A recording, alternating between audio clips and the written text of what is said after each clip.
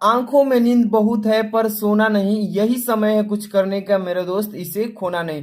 Hello student, welcome to YouTube study. आज की इस वीडियो में यूपी बोर्ड क्लास 12 के बच्चों के लिए हिंदी में 20 नंबर कंफर्म कराने वाले हैं। 20 नंबर मान लीजिए कि 100% जो है बोर्ड एग्जाम में यही क्वेश्चन आएंगे, क्योंकि देख लीजिए आप अनसाल पेपर निकाल करके प्रीवियस ईयर क्वेश्चन पेपर, ये जो मैं दो क्वेश्चंस लाया हूं, एक महत्वपूर्ण गद्यांश और यहाँ पे देख सकते हैं एक महत्वपूर्ण पद्यांश, जो कि 10-10 नंबर का ये दोनों बोर्ड एग्जाम में क्वेश्चन पूछा जाता है और बार बार रिपीट कर रहा है। और आज की इस वीडियो में आपको गद्यांश हल करने का भी तरीका बताऊंगा। बहुत सारे बच्चे बोल रहे थे कि सर गद्यांश को कैसे बोर्ड एग्जाम की कॉपी में लिखेंगे ताकि एक भी नंबर न कटे। तो आज की इस वीडियो को लाइक कर दीजिए, चैनल पर नए तो सब्सक्राइब तुरंत कर लीजिए, क्योंकि यहाँ पर हिंदी, इंग्लिश, फिजिक्स आज सारे सब्जेक्ट की तैयारी कराई जाती है। तो देखिए सबसे पहले नंबर आपको सारे सब्जेक्ट याद भी रहता है, मान लीजिए कि और गद्यांश आपको बोर्ड एग्जाम में हल करने नहीं आता है तो आपका नंबर कट जाता है। तो आपको सभी चीजें सीखने की जरूरत है, तो वीडियो को पूरा देखिएगा। और आज की इस वीडियो में सबसे पहले हम गद्यांश हल करेंगे,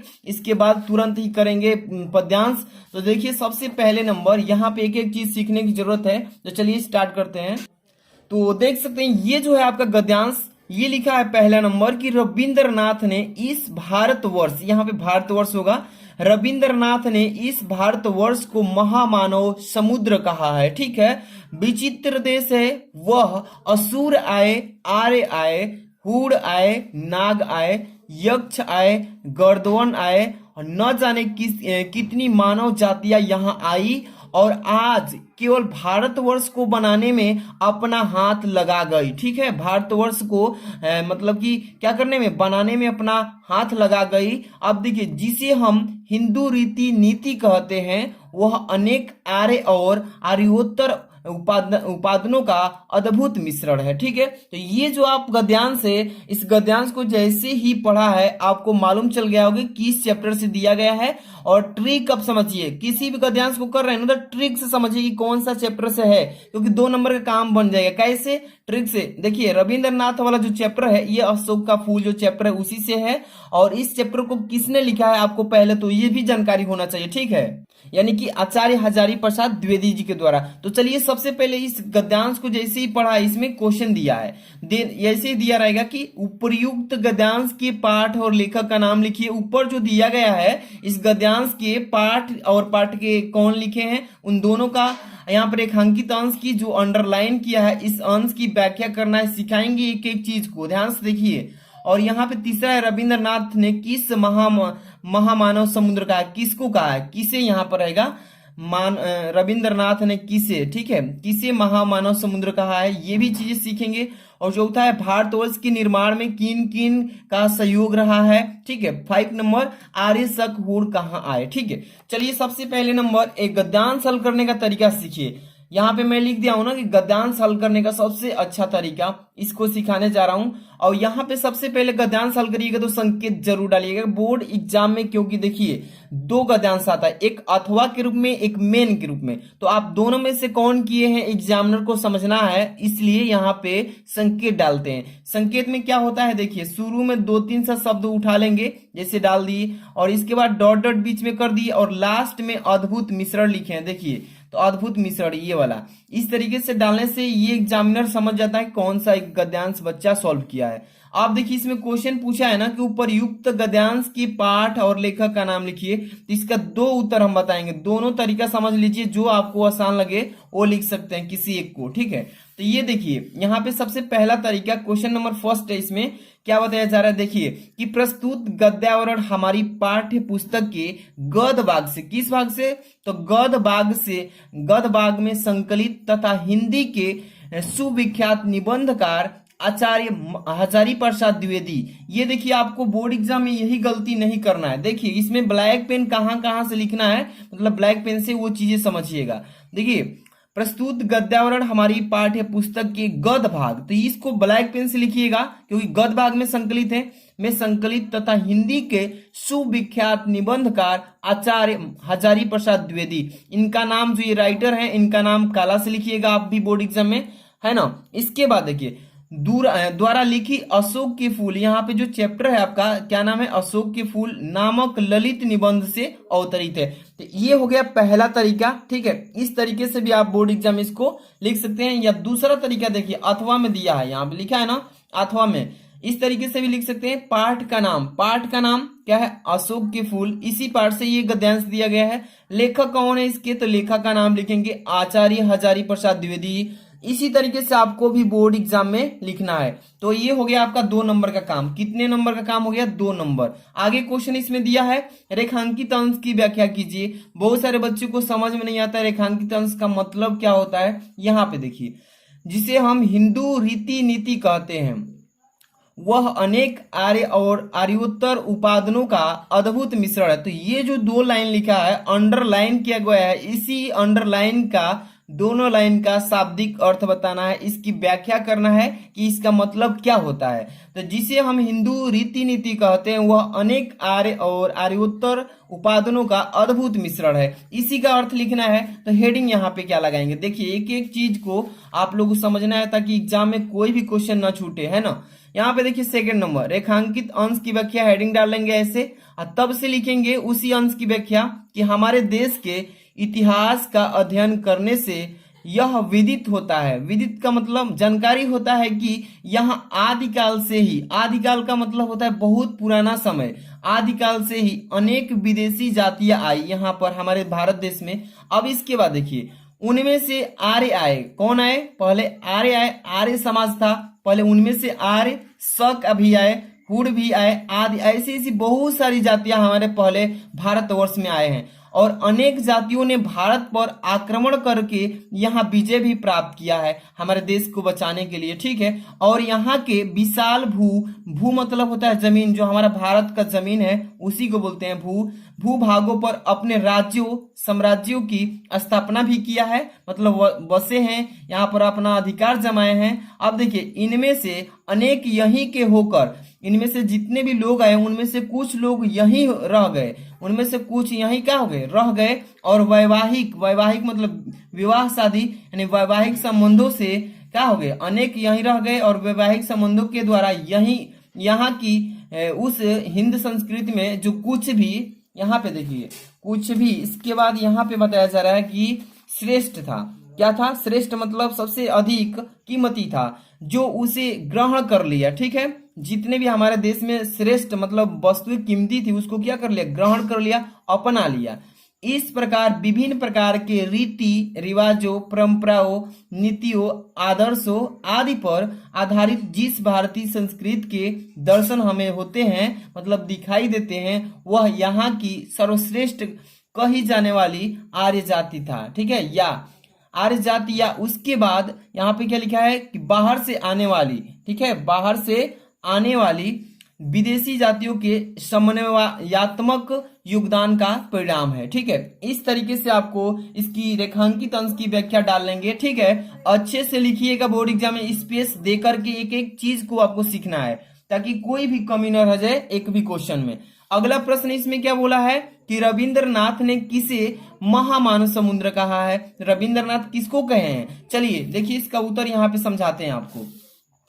थर्ड नंबर क्वेश्चन है ना, इसमें देखिए कह रहा है कि रविंद्रनाथ ने भारतवर्ष को महामानव समुद्र कहा है। क्यों, क्योंकि यहाँ की प्रगति मतलब होता है आगे बढ़ना, यहाँ की प्रगति एवं सांस्कृतिक विकास में अनेक महापुरुषों ने अपना योगदान दिया है, सहायता किया है, यही है, इसीलिए इसको महामानव समुद्र कहा गया है।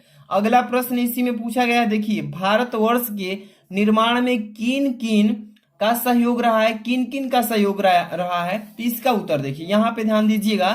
4 नंबर कह रहा है इसमें कि भारतवर्ष के निर्माण में न केवल आर्यों का, वरन का मतलब परंतु, आर्यों के उपरांत आने वाले शक, हूण तथा नाग, यक्ष एवं गंधर्व, असुर आदि अनेक विदेशी जातियों का भी सहयोग रहा है हमारे देश की प्रगति में, ठीक है, भारतवर्ष की प्रगति में। आगे इसमें क्वेश्चन है, देखिए 5 नंबर क्वेश्चन पूछा है इसमें कि आर्य, ठीक है, ये समाज, शक जो है समाज, हूण जो है समाज, और ये मतलब तीनों कहाँ से आए थे, यही पूछा गया है ना। तो ये देखिए ये सभी कहाँ के रहने वाले थे, तो यहाँ पे देखिए इसका उत्तर लिख रहा हूं 5 नंबर कि आर्य, शक एवं हूण आदि विदेशी जातियों के लोग समय समय पर भारतवर्ष में आए हैं। ये सभी कहाँ के रहने वाले थे? विदेश के, ये विदेशी जाति थे। ठीक है, तो ये 5 क्वेश्चन थे जो कि बोर्ड एग्जाम में ये गद्यांश से पूछ जाते हैं। इस तरीके से लिखेंगे तो 10 नंबर कंफर्म हो जाएगा और इस क्वेश्चन का आने का काफी चांस है। काफी बार रिपीट कर चुका है, बार बार पेपर में पूछ रहा है। चलिए इसके बाद पद्यांश को देखते हैं। अब ये देखिए आपका क्या है, महत्वपूर्ण पद्यांश, और ये भी पेपर में 10 नंबर का आता है। समझ लीजिए गद्यांश के ही जैसा है, लेकिन ये पद्यांश कहलाता है। पढ़िए पहले पद्यांश, अब इसके बाद इसको भी पहचानने की आपको जानकारी होना चाहिए। ठीक है, चलिए सबसे पहले लिखा है इसमें कि लज्जाशिला पथिक महिला जो कहीं दृष्टि आए, ध्यान से पढ़िए इसको।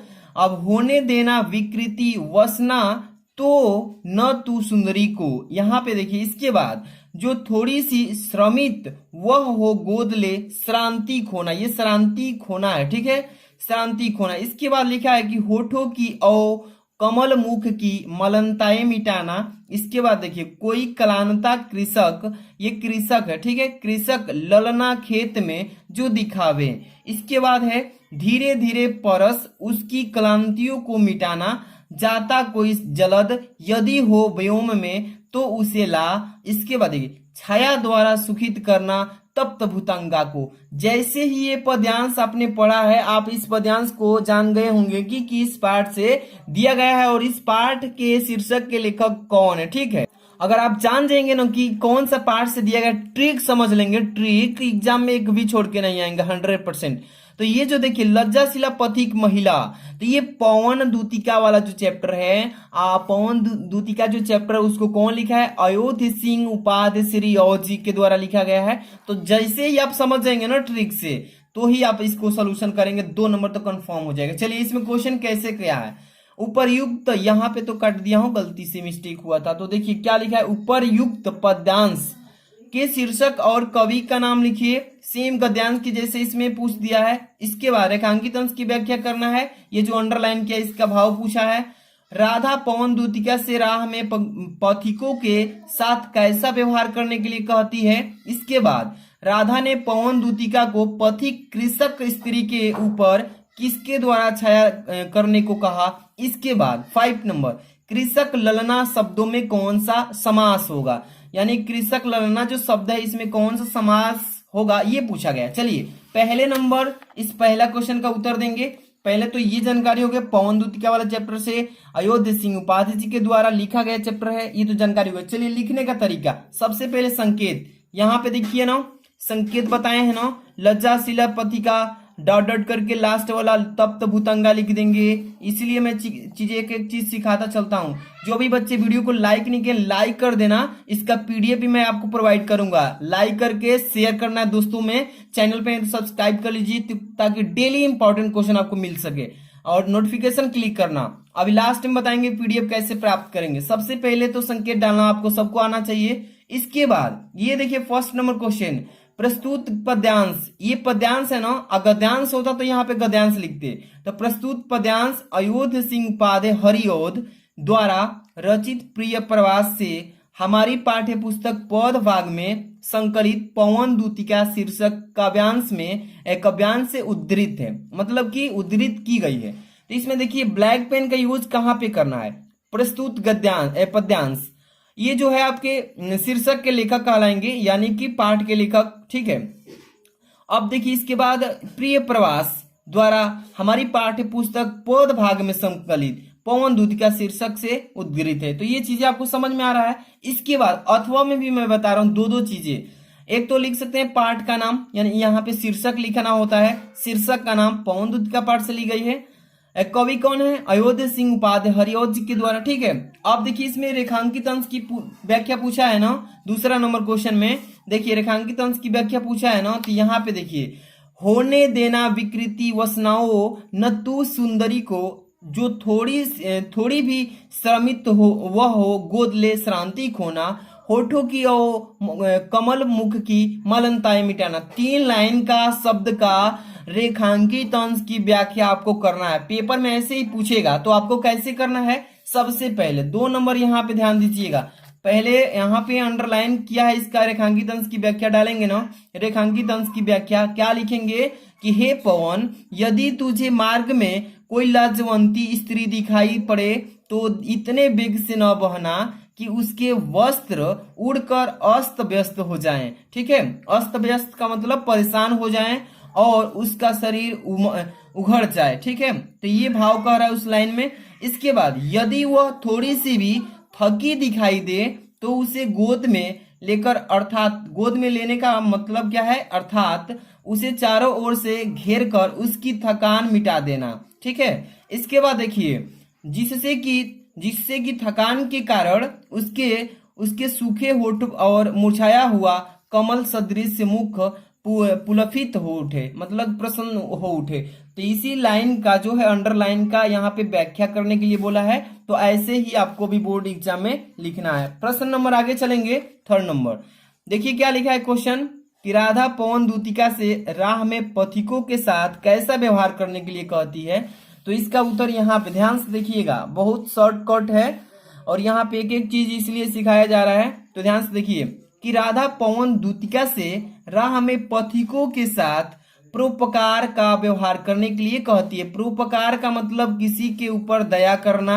ठीक है, परोपकार करना, उपकार करना। ठीक है, अगला प्रश्न 4 नंबर। देखिए यहाँ पे कि राधा ने पवन दूतिका को पथिक मतलब होता है रास्ता में जो चलने वाला होता है। पथिक कृषक स्त्री के ऊपर किसके द्वारा छाया करने के लिए कहता है। यहाँ पे देखिए 4 नंबर क्वेश्चन का आंसर कि राधा ने पवन दूतिका को थकित मतलब जो चलकर आ रही, थक रही है, थकित कृषक स्त्री के ऊपर, यहाँ पे देखिए थकित नहीं, सॉरी यहाँ पे पथिक होगा, पथिक। ठीक है, पथिक है, सॉरी पथिक। देखिए राधा ने पवन दूतिका को पथिक कृषक स्त्री के ऊपर मेघ द्वारा छाया करने के लिए कहा गया है। मेघ का मतलब होता है बादल। ठीक है, बादलों के द्वारा छाया करने के लिए कहती है। अगला प्रश्न कृषक ललना, यहाँ पे लिखा है ना कृषक ललना जो है, इस शब्द का में कौन सा समास छिपा हुआ है, ये समास बताना है। चलिए लास्ट क्वेश्चन का आंसर यही है। तो देखिए यहाँ पे लिखा है कृषक ललना जो शब्द है, इस शब्द में तत्पुरुष समास, कौन सा तत्पुरुष समास छिपा हुआ है इसका। तो इसमें जितने भी मैं क्वेश्चंस बताया है, अगर अच्छे से इसको तैयार कर लेते हैं तो इसमें से काफी क्वेश्चंस ऐसे हैं जो बोर्ड एग्जाम में सीधे सीधे आपको टकराए हुए मिलेंगे। इसलिए वीडियो को जितने भी बच्चे लाइक नहीं किए लाइक कर देना, चैनल पर तो सब्सक्राइब कर लेना, ताकि ऐसे ही सारी वीडियोज का नोटिफिकेशन आपके पास सबसे पहले मिले और सबसे पहले आप देखें। और टेलीग्राम ज्वाइन कीजिए। देखिए टेलीग्राम का लिंक भी डिस्क्रिप्शन में लिखा होगा, टेलीग्राम, और एक ब्लू सा लिंक होगा, उसमें क्लिक करेंगे। जैसे ही क्लिक करेंगे टेलीग्राम पर चले जाएंगे, वहां पे इसका PDF हम तुरंत सेंड कर देंगे, गद्यांश पद्यांश का, वहां से डाउनलोड कर लीजिएगा, आराम से तैयारी कीजिए। मिलते हैं नेक्स्ट वीडियो में। Thanks for watching.